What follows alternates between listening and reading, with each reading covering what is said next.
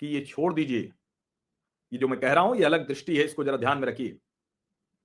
ये छोड़ दीजिए कि राहुल गांधी अपमान कर रहे हैं, सरकार अपमान कर रही, पहले अपमान हो क्या हो, क्यों अपमान हो रहा, अपमान झेलते क्यों रहे मनमोहन सिंह, ये जानना समझना जरूरी है ना।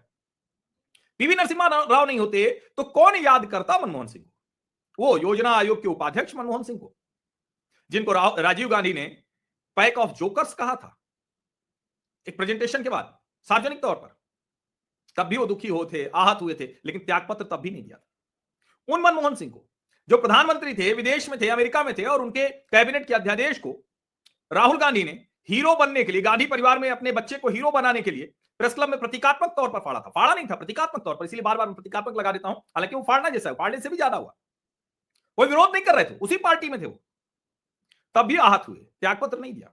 आहत एक बार और हुए थे जुलाई 1991 में, जब सदन में बजट भाषण के बाद अटल बिहारी वाजपेयी का भाषण था जिसमें आलोचना की गई थी उनकी, तब भी आहत हुए। तब पीवी नरसिम्हा राव ने कहा तो अटल जी ने उनको फोन किया, उनसे बात की, और बाद में अच्छे मित्र रहे। लेकिन वो जो आलोचना थी अटल जी की, वो उनकी नीतियों की, उसकी आलोचना थी। राजीव गांधी और राहुल गांधी ने जो किया वो सीधे सीधे उनके पद की गरिमा पर हमला था, उनकी पर्सनल और प्रोफेशनल डिग्निटी दोनों पर हमला था। वो कोई जिसको कहते हैं पॉलिसी क्रिटिसिज्म नहीं था।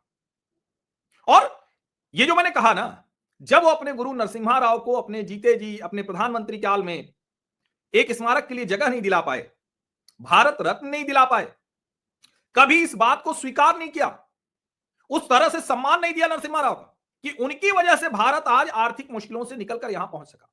वो महान अर्थशास्त्री थे, शानदार अर्थशास्त्री थे, सब ठीक है, लेकिन मैं हमेशा पहले दिन से कह रहा हूं, he was bosses yes man, HMV कहते हैं ना, हिज मास्टर्स वॉइस, वही थे वो।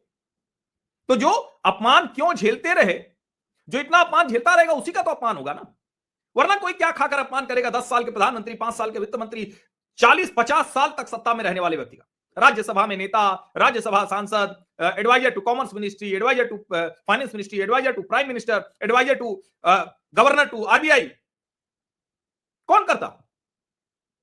इतने सम्मानित पदों पर रहने वाले व्यक्ति का इतना अपमान, ये भी तो जरा सोचिए ना, कल्पना ये भी तो करिए ना।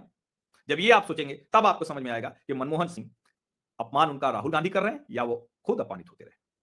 और सबसे बड़ी बात, राहुल गांधी को तो मैं नेता मानता नहीं हूं। देश का लोकतंत्र है, कल को प्रधानमंत्री हो जाएंगे, जनता कर ली तो मैं स्वीकार करूंगा, आज वो नेता प्रतिपक्ष है, लेकिन नेता प्रतिपक्ष होने के बावजूद वो कहां पहुंचे जरा सोचिए। कांग्रेस पार्टी ने आज दक्षिण भारत, केरल जाकर भाई बहन दोनों सांसद हो गए, और सोचिए जरा कि दक्षिण भारत के सबसे बड़े नेता पीवी नरसिम्हा राव जो प्रधानमंत्री की कुर्सी तक पहुंचे, सोचिए उनका क्या हाल किया, क्या हश्र किया। गैर गांधी का सम्मान कांग्रेस में नहीं है। गैर गांधी का सम्मान कांग्रेस में तभी है जब वो अपमान झेलता रहे, तो दिखावे के लिए उसका सम्मान होता रहेगा।